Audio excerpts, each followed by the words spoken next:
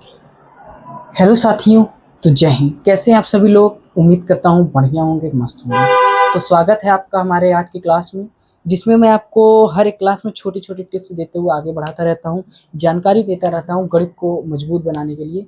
Class छोटी रहती है मगर समझाना मेरा अच्छा तरीके से होता है, तो उम्मीद करते हैं आपको समझ में आता होगा। तो अब चलते हैं आगे ज़्यादा बकवास के। तो देखिए, आज हम आपको फिर वही बताने वाले हैं, फ्रैक्शन का हमको क्या करना, पहचानना कौन फ्रैक्शन बड़ी है कौन सी छोटी।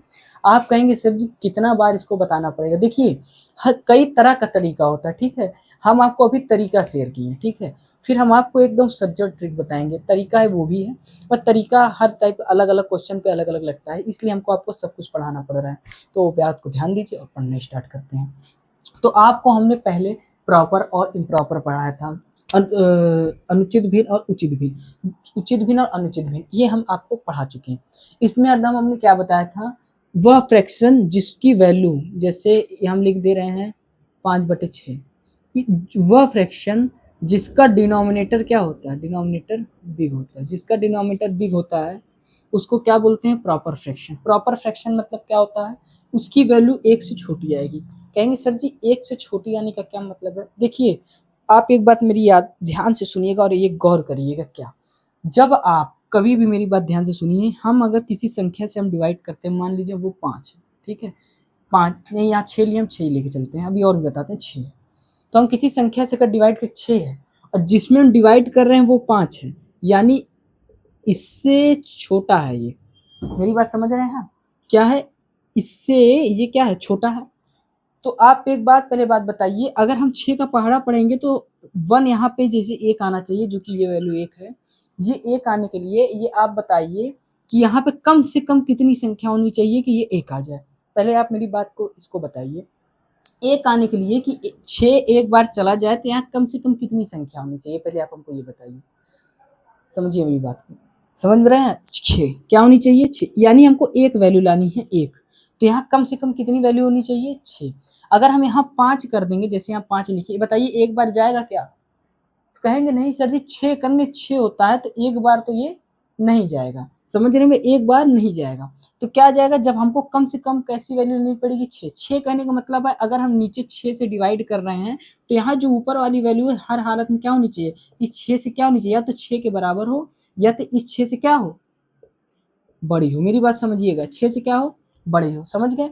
लेकिन आपको यहाँ क्या कह रहा है, ये प्रॉपर फ्रैक्शन है। प्रॉपर क्या होता है, जिसकी वैल्यू 1 से छोटी आती। छोटी कहने का मतलब अगर हम 6 से छोटी, 6 से बड़ी ना लेके जैसे यहाँ 5 रख दें, जो यहाँ रखा है 5, तो जब इसको सॉल्व करेंगे तो आप बताइए इसकी वैल्यू 1 से छोटी आएगी कि 1 से बड़ी, आप खुद बताइए। तो कहेंगे सर जी इसको जब सॉल्व करना होगा, पहली बात तो ये जाएगा नहीं, तो हम क्या करेंगे, यहाँ पे पॉइंट लगाएंगे, यहाँ 0 बढ़ाएंगे तो कितनी बार जाएगा, 6 अठे 48, यहाँ बचा 2, फिर यहाँ 0 निकालेंगे, 6 त्रिक 18। अब ये बताइए 0 पॉइंट क्या है, 0.83। अब ये बताइए ये 1 से बड़ा है कि 1 से छोटा? मुझे पहले ये बताइए, आप ये 1 से बड़ा है कि 1 से छोटा?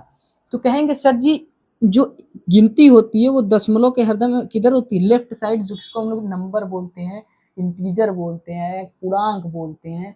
मतलब जो होल पूरी नंबर हो, क्या हो, पूरा नंबर हो, एक इंटीजर न्यूमेरिकल प्राकृतिक संख्या हो, तो वो क्या होती है, दशमलव के लेफ्ट साइड। और ये जो दशमलव की इधर बाएं होती है, ये क्या होती है, खंडित संख्या होती है। खंडित कहने का मतलब ये संख्या यहाँ कैसे आई, यानी अब 0.83 है, ये संख्या कैसे है, यानी ये पूरी एक नहीं है, एक से कम है, खंडित संख्या है। मेरी बात समझिएगा इसको, ये एक से छोटी है, एक से छोटी। अगर यहाँ पे एक रहता, जैसे हम ऐसे लिख दें, मान लीजिए हम ये लिखते हैं 10, ठीक है। यहाँ करेंगे तो 6 1 जा 6 आता, 10 में से 6 गए, यहाँ 4 बचता। देखिए अब 4 में नहीं जाएगा, यहाँ दशमलव लगाते, 0 बटाते, 6 6 पंचे 30, 6 4 का यहाँ 36 लिखते, ठीक है। 36 लिखे, यहाँ क्या आ गया 1.6। अब ये बताइए ये जो वैल्यू है ये 1 से बड़ी है कि छोटी है? तो कहेंगे सर जी देखिए यहाँ एक बार तो पूरा गया है, एक बार पूरा गया है, फिर कितनी बार गया है, 6 बार गया है, 0.6 बार गया है। तो कहेंगे सर जी एक बार पूरा जा रहा है, इसका मतलब ये जो इसका जो ये वैल्यू है ये 1 से क्या है, बड़ी है, 1 से क्या है, बड़ी है। लेकिन आप बताइए यहाँ क्या पूरा जा रहा था, अब यहाँ जहाँ डिवाइड कीजिए बताइए ये संख्या क्या पूरी एक बार गई है? कहेंगे नहीं सर यहाँ पॉइंट लग गया उसके बाद गया है, तो ये एक बार पूरा नहीं गया है। तो यही चीज ये समझाता है प्रॉपर फ्रैक्शन क्या, कि जिसकी वैल्यू एक से क्या हो, छोटी हो। और आप ये मेरी बात शायद समझ गए होंगे, एक से छोटी तभी वैल्यू आएगी जब हम डिनोमिनेटर को क्या रखेंगे, बड़ा रखेंगे, और इसके ऊपर वाली संख्या को क्या रखेंगे, डिनोमिनेटर को क्या रखेंगे, छोटा रखेंगे, इसके बड़ी संख्या को क्या रखेंगे, बड़ा। उल्टा बता दिया हमने, क्या डिनोमिनेटर हरदम क्या रहेगा, बड़ा रहेगा, और जो न्यूमरेटर रहेगा ऊपर वाला वो छोटा रहेगा। मेरी बात समझ गए क्या?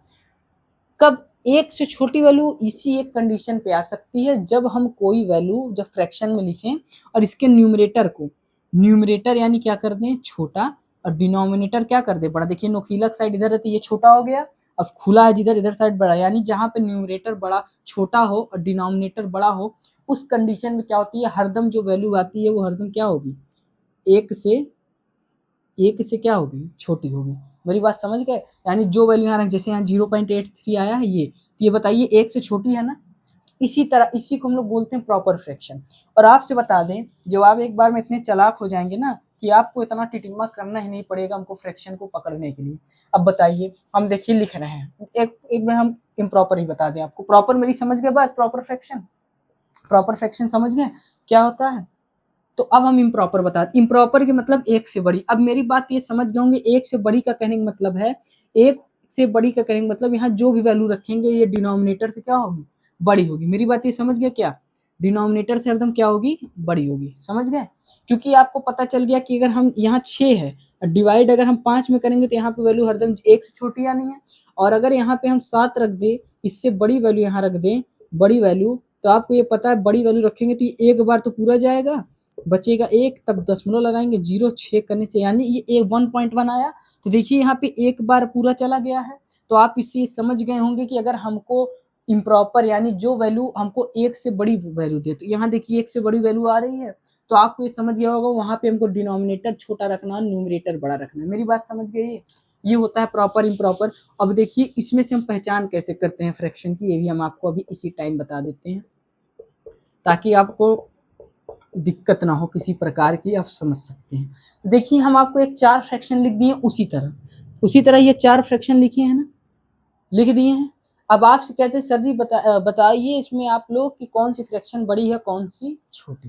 तो कहेंगे सर जी हम एलसीएम लेंगे। ऐसे देखिए एलसीएम लेने का तरीका आपका तो सही है, मगर देखिए एक तरीके क्या होता है पॉइंट में समझने का। कैसे? देखिए आप अगर तर्क लगाएंगे, मेरी बात समझिएगा, अगर आप तर्क लगाएंगे, कुछ यहाँ पहले वैल्यू बदलें क्योंकि अभी आपको हमको क्वेश्चन समझाने की कोशिश करनी है ताकि समझ जाएं आप। ठीक है, तो आपको यहाँ अगर आप तर्क लगाएंगे तो एक बात आप नोटिस करेंगे, क्या नोटिस करेंगे कि सर जी यहाँ जो आप वैल्यू रख रहे हैं, जो आप यहाँ क्या कर रहे हैं, वैल्यू रख रहे हैं, उसमें आप एक चीज नोटिस करेंगे। देखिए यहाँ पे डिनोमिनेटर क्या है, डिनोमिनेटर क्या है, न्यूमरेटर से डिनोमिनेटर क्या है, स्मॉल है। ये 8 बड़ा है, ये 7 छोटा, तो बताइए इसकी वैल्यू एक से बड़ी आएगी कि एक से छोटी। तो कहेंगे सर जी ये 7 है और 7 से हम 8 में डिवाइड करेंगे तो एक बार पूरा जा रहा है 7 का, यानी एक बार पूरा चला जा रहा है, यानी ये क्या है, डिनोमिनेटर बड़ा है, यानी ये इसकी वैल्यू एक से क्या आएगी, बड़ी आनी है। तो एक से बड़ी करने का मतलब यहाँ एक से बड़ी, इसे समझ लेना, समझते जाइएगा। अब देखिए ये फ्रैक्शन यहाँ पे बताइए, डिनोमिनेटर छोटा है और डिनोमिनेटर बड़ा है, न्यूमरेटर छोटा है, दिख रहा है सामने। इसकी वैल्यू बताइए बड़ी आएगी कि छोटी आएगी। तो कहेंगे सर जी अगर हम 6 से 5 में डिवाइड करेंगे तो इसकी वैल्यू हर हालत में 0 पॉइंट समथिंग यानी एक से छोटी आएगी। तो आप समझ गए होंगे कि यहाँ ये 0 पॉइंट समथिंग है यानी एक से छोटी है।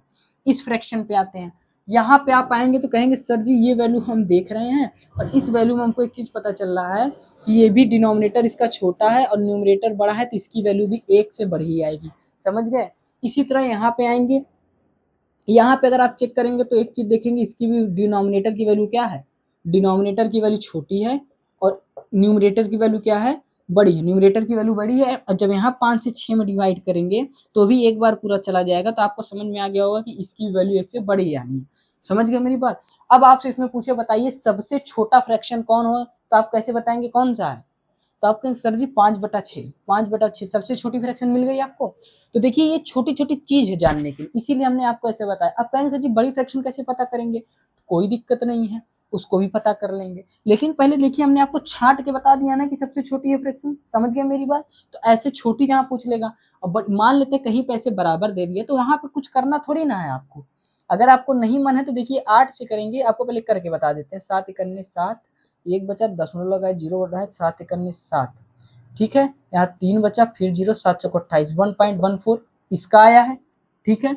इसका करेंगे क्योंकि हमको ये तो पता चल गया सबसे छोटा है, इसको करेंगे तो करके दिखा देते हैं। 8 एकन्ने 8, 1 बचा, दशमलव लगाए, 0 बढ़ाए, 8 एकन्ने 8, 2 बचा, 0 लगाए, 8 दूना 16। अब देखिए 1.14 बढ़ा कि 1.12, कहेंगे सर जी ये बढ़ा, तो अभी समझ गए होंगे कि आप ये भी बढ़ी है, लेकिन अभी ये बचा है। तब इस पे आते हैं 5 6 पे। अब 5 6 पे आएंगे, 5 एकन्ने 5, यहाँ बचा 1, दशमलव लगाए, 0 बढ़ाए, 5 दूना 10, ये देखिए कितना आ गया 1.2, 1 पॉइंट कितना आ गया 2, यहाँ 2 यहाँ 0 लगा सकते हैं। अब बताइए तीनों में सबसे बड़ी फ्रैक्शन कौन सी है, अब बताइए। तो कहेंगे सर जी सबसे बड़ी फ्रैक्शन ये बन रही है, सबसे बड़ी फ्रैक्शन क्या बन रही है, ये बन रही है ना। कहेंगे सर जी हमको ऐसे करना पड़ेगा, नहीं। ऐसे सिचुएशन में जान लीजिए जिसके जो गिनती का डिफरेंस, देखिए यहाँ डिफरेंस गिनती सबका सेम है ना, सेम है ना, 1 1 है, सेम है। और एक चीज और इसमें देखेंगे कि ये सबसे छोटी है, देखिए 6 और 5 है, 8 7 है, 9 8 है, यहाँ देखिए 9 8 भी बड़ा है, 8 7 भी, लेकिन यहाँ 6 5 क्या है, सबसे छोटा है ना, सबसे छोटा है कि नहीं फ्रैक्शन, अगर इसको छुपा दे क्योंकि ये तो पता चल गया सबसे छोटी फ्रैक्शन है। लेकिन इन तीनों की बात करें तो ये जो डिजिट है, ये डिजिट इन दोनों की अपेक्षा सबसे छोटी है, तो ये फ्रैक्शन हमारी सबसे क्या हो जाएगी, बड़ी हो जाएगी। इसको हम अगले वीडियो में आपको अच्छे से पूरी तरह समझाएंगे। अभी आप जिसको प्रॉपर इम्प्रॉपर समझ गए होंगे वैल्यू वाली, तो आप इसको पहले रिवीजन करिए, अगले क्लास में हम इसको आपको और अच्छे से बताने की कोशिश करेंगे। तो आज के लिए इतना है। तो देखिए दोस्तों, डाउट आप लोग का होगा ये 0 कैसे लगाए हैं, तो देखिए मेरी बात समझिएगा, जो पॉइंट जैसे 1 पॉइंट यहाँ अगर हम 2 लिखे हैं, तो आप इसके आगे कितने भी 0 ऐड करते चले जाइए, इस पूरी संख्या पे कोई इफेक्ट नहीं पड़ता है, ठीक है, कोई भी इफेक्ट नहीं पड़ा। लेकिन हाँ 1 पॉइंट अपने आप से लगा सकते हैं, जैसे 1 1 ही लिखे हैं, अब आपको यहाँ पॉइंट अपने आप लगा के यहाँ 0 0 लगते चले लिखते, क्या इस गिनती कोई फर्क पड़ा, नहीं। इसी तरह 1.35 है, इसके आगे आप 0 लगाते चलेगी तो भी कोई फर्क नहीं पड़ेगा। समझ गए मेरी बात।